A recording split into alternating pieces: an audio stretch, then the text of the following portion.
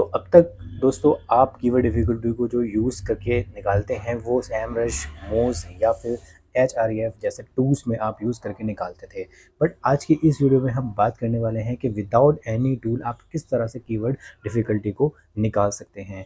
जी हाँ दोस्तों, आज की इस वीडियो में हम यही टॉपिक डिस्कस करने वाले हैं, क्योंकि अक्सर जो है आप ईज़ी तरीके से आप कीवर्ड डिफ़िकल्टी को निकालते थे, बट एक जो सही तरीका है वो सर्च इंजन रिज़ल्ट पेज में आप किस तरह से एनालिसिस करेंगे अपने कीवर्ड को, क्या-क्या उससे बेनिफिट होने वाले हैं, ये सब कुछ आज हम जानेंगे इसी वीडियो में। हेलो दोस्तों, मेरा नाम है फैज़ और आप देख रहे हैं डिजी फैज़ और शुरू करते हैं आज की इस वीडियो को।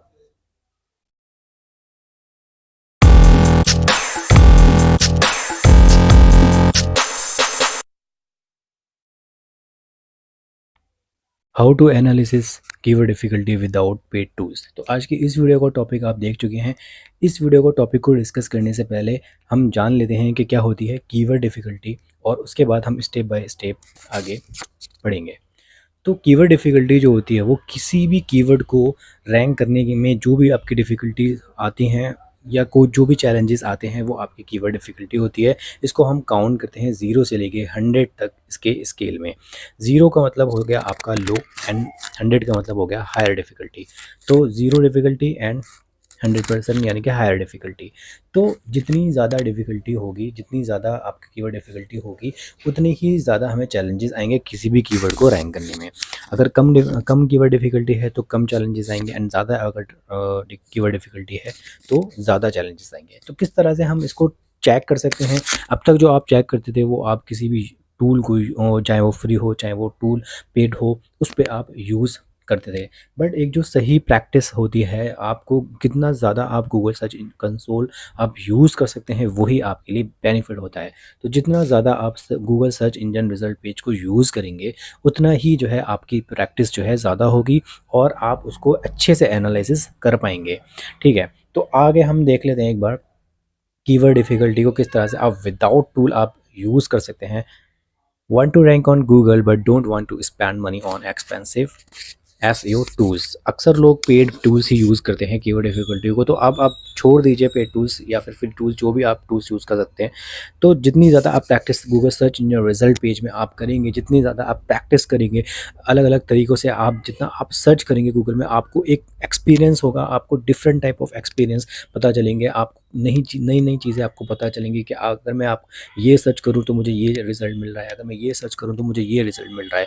तो कहने का मतलब ये है कि आप डिफरेंट वेज़ में आप गूगल पे सर्च कर रहे हैं अपने कीवर्ड को या दूसरी सर्चेज़ आप सर्च कर रहे हैं, तो आपको एक नया तरीके मिल रहे हैं, वहाँ पे नए-नए आपको तरीके मिल रहे हैं। तो आप क्यों आप टूल्स को जो है आप यूज़ करके कीवर्ड डिफ़िकल्टी को आप यूज़ कर रहे हैं, क्यों ना आप Google search engine result page को यूज़ करें, आप उनको ज़्यादा से ज़्यादा आप यूज़ करें। Here is how you can analysis keyword difficulty for free. तो आज की इस वीडियो में हम यही डिस्कस करने वाले हैं कि आप फ्री में कीवर्ड डिफ़िकल्टी को किस तरह से आप चेक कर सकते हैं। Most of people think you need fancy software to check it if a keyword is hard to rank for, you don't know. मतलब देख सकते हैं आपके लोग जो है तरह-तरह के सॉफ्टवेयर्स यूज़ करते हैं, पेड टूल्स यूज़ करते हैं, तो उन सबको अब आप छोड़ दीजिए, बिकॉज़ अभी हम ये डिस्कस करने वाले हैं कि कैसे आप best practice Google search engine result page पे करने वाले हैं। Google itself gives you all the clues you need, you just have to know where to look। मतलब आप सब कुछ हमें पता है गूगल पे, बट हमें ये सही वे में तरीका आना चाहिए कि किस तरह से हम सही वे में जो है कीवर्ड्स को या अपने सर्च टर्म को यूज़ कर सकते हैं गूगल में। स्टेप 1, तो स्टेप बाय स्टेप हम चीज़ों को सीखेंगे। ठीक है, तो सबसे पहले आपको किस तरह से आप ये फाइंड आउट कर सकते हैं कि कीवर्ड डिफ़िकल्टी को आप गूगल पे आपको चेक करना है, तो कैसे आप कर सकते हैं। फॉर एग्ज़ाम्पल आपको कुछ वेबसाइट होगी आपकी, पर्टिकुलर आपकी एक नीश होगी, ठीक है? चाहे वो सॉफ्टवेयर डेवलपमेंट हो, चाहे वो वेब डिज़ाइनिंग हो या दूसरी आपकी कोई भी नीश हो। तो आप क्या करेंगे, जो भी आपके टारगेटेड कीवर्ड्स होंगे, बिज़नेस रिलेटेड आपके जो भी कीवर्ड होने वाले हैं, उसको आप सबसे पहले गूगल में सर्च करें। सर्च करने के बाद जो है आपको सर्च रिज़ल्ट आपको आ जाएगा। उसके बाद जो है आप चेक करेंगे कि कैसे आप जो है रैंकिंग आपकी आ रही है या नहीं आ रही है, हु इज़ रैंक। सबसे पहले आप टॉप पे ये देखेंगे कि कौन रैंक कर रहा है, ठीक है। उसके बाद आप देखेंगे कि उन पे आपको बिग ब्रांड्स हैं या कौन कौन सी साइट्स जो है टॉप 10 पोजीशंस पे आ रही हैं। अगर बड़ी बड़ी वेबसाइट्स आ रही हैं, न्यूज़ की वेबसाइट्स आ रही हैं, या फिर आपकी मान लीजिए विकीपीडिया से रिलेटेड आपकी वेबसाइट्स आ रही हैं, इट मीन्स कि आपकी जो कीवर्ड डिफ़िकल्टी है वो ज़्यादा होने वाली है, यानी कि आपका जो कंपटीशन है वो ज़्यादा होने वाला, क्योंकि ज़्यादा अगर कीवर्ड डिफ़िकल्टी होगी तो ज़्यादा कंपटीशन होगा, राइट। जैसे गूगल पे मैंने सर्च करा बाय क्लोथ्स ऑनलाइन, तो जैसे आप इस कीवर्ड को गूगल पे सर्च करते हैं तो आपको कितनी डिफ़िकल्टी है ये कैसे पता करेंगे। सबसे पहले आप देखेंगे कि टॉप पे आपके कौन कौन सी वेबसाइट्स आ रही हैं। तो आप देख सकते हैं जैसे जो रिप्यूटेड वेबसाइट्स हैं, जो बड़ी बड़ी वेबसाइट्स हैं, जैसे मिंत्रा हो गए, एजियो हो गई, ठीक है। तो ये जो है सब कॉम्पिटिटर्स हैं आपके, जो कि बड़ी बड़ी वेबसाइट्स हैं, तो ये टॉप पे आ रही हैं। इसका मतलब ये हुआ कि जो बाय क्लोथ्स ऑनलाइन, ये जो आपका कीवर्ड है ये बहुत ही कॉम्पिटिटिव कीवर्ड्स है, बहुत ही ज़्यादा, मतलब ये हाई कॉम्पिटिटिव कीवर्ड है, ठीक है। इसी तरह से आप देख सकते हैं कि यहाँ पे आप देख सकते हैं पीपल यहाँ पे कुछ लोग सर्च भी कर रहे हैं, ठीक है। तो कहने का मतलब ये है कि ये जो कीवर्ड है वो बहुत ज़्यादा हाई कॉम्पिटिटिव कीवर्ड्स होते हैं, मतलब, ठीक है। तो अब सबसे पहले जब भी आप कीवर्ड देखेंगे गूगल पे, तो आपने ये देख लिया कि कौन रैंक कर रहा है। बिग ब्रांड्स आपने देख लिए, न्यूज़ की वेबसाइट से, अगर आपके न्यूज़ से रिलेटेड कुछ कीवर्ड्स हैं तो वो आपके न्यूज़ के कॉम्पिटिटर आपके हो जाएंगे। कुछ विकीपीडिया से रिलेटेड आपकी वेबसाइट्स के जो कीवर्ड्स हैं वो आपके टॉप पे आ रहे होंगे। तो अगर ये सारी चीज़ें टॉप 10 पोजीशन पे आ रहे हैं, दैट मीन्स कि जो आपका कीवर्ड है वो बहुत ज़्यादा हाई कॉम्पिटिटिव कीवर्ड है, राइट। तो एक स्टेप ये हो गया। एंड नंबर 2 आप जो है आपका check the result exact match title, यानी कि आप उस पर्टिकुलर जो है आप उस टाइटल से सर्च कर सकते हैं। जो मान लीजिए सॉफ्टवेयर डेवलपमेंट कंपनी है फॉर एग्जांपल, तो सॉफ्टवेयर डेवलपमेंट कंपनी जैसे ही आपने सर्च करा तो आप ये देखेंगे कि उस एग्जैक्ट टाइटल में जो है आपके कितने जो है आपके, जैसे सॉफ्टवेयर डेवलपमेंट जो कंपनी है वो कितने, जैसे ये जो टाइटल्स हैं आपके, ये जो आप टाइटल्स देख रहे हैं, राइट। तो ये जो टाइटल्स हैं कितने जो है टॉप पेजेस में ये आ रहा है। तो इस तरह से भी आप एक देख सकते हैं कि कितने टॉप पेजेस में जो है आपके एग्जैक्ट टाइटल आ रहे हैं। तो वो आपके जितने ज़्यादा, मतलब आपका मान लीजिए आपकी पोजीशन अगर यहीं पे है, दैट मीन्स कि आपने रैंक कर लिया, तो अब आपका कॉम्पिटिटिव जो कीवर्ड डिफ़िकल्टी है वो ख़त्म हो गई। बट अगर आपका कीवर्ड रैंक नहीं है और आपका कीवर्ड जो है 4 या चौथे या 5वें पेज पे है, दैट मीन्स कि आपका कीवर्ड डिफ़िकल्टी तो है ही, साथ में जो है आपको बहुत ज़्यादा एफर्ट मारना होगा कीवर्ड को रैंक करने के लिए, राइट। तो आप ये देख सकते हैं, तो check the research result exact match title से आप सर्च करें, और उन एग्जैक्ट मैच टाइटल को सर्च करके आप जो टॉप पेजेस हैं उनको जो है आप फाइंड आउट करें, ठीक है। Are the top pages using exact keyword in the title. तो आपको ये देखना होगा कि कितने जो मतलब आपको बस ये चीज़ चेक करनी होगी कि टॉप के जो पेजेस हैं कितने जो है एग्जैक्ट कीवर्ड जो है मतलब आ रहे हैं। तो उनको आप उन वेबसाइट्स को आप ओपन कर सकते हैं, उनको आप एनालाइज़ कर सकते हैं रैंक करने के लिए, ठीक है। उनके टाइटल को आप चेक कर सकते हैं कि किस तरह से उसने यूज़ करा है। अगर आपको स्ट्रेटजी बनानी है तो फिर आपको एनालिसिस ऐसे करनी होगी। अभी हम बात कर रहे हैं कीवर्ड डिफ़िकल्टी की, ठीक है। तो ऐसे आप चेक कर सकते हैं कि अगर आपका कीवर्ड नहीं आ रहा है टॉप पे, दैट मीन्स कि अगर आपकी जो कीवर्ड डिफ़िकल्टी है वो हाई है, right. Look at the content, right? Are the top results well written, long term, at in depth? Means ये है कि आप टॉप के 5 पेजेस या 8 पेजेस आप देख लीजिए, ठीक है। उनकी वेबसाइट को आप एनालाइज़ करें, उनके कंटेंट को आप एनालाइज़ करें, उनके मेटा टैग्स को आप एनालाइज़ करें। तो ऐसे जो है आपको कीवर्ड डिफ़िकल्टी, जैसे स्टार्टिंग में क्या होता है कि कीवर्ड डिफ़िकल्टी होती तो है, राइट। मान लीजिए 20% होगी या 30% होगी, या फिर आपका मान लीजिए 50% होगी। तो ये कीवर्ड डिफ़िकल्टी हर कीवर्ड की अलग-अलग आपको देखने को मिलेगी। बट आप जैसे आप वर्क करते रहेंगे अपनी वेबसाइट पे या उस पर्टिकुलर कीवर्ड्स पे, तो कीवर्ड डिफ़िकल्टी जो है आपकी वो धीरे-धीरे ड्रॉप होती रहती है और आपका कीवर्ड जो है रैंक करने लगता है, राइट। तो आपको ये एनालिसिस भी करनी पड़ेगी कि कौन से टॉप पेजेस हैं, कौन से आपके कॉम्पिटिटर्स हैं, ठीक है। कौन से आपके एग्जैक्ट, जब आप कीवर्ड डाल रहे हैं तो कौन से एग्जैक्ट टाइटल से जो है आपके कीवर्ड सर्च हो रहे हैं।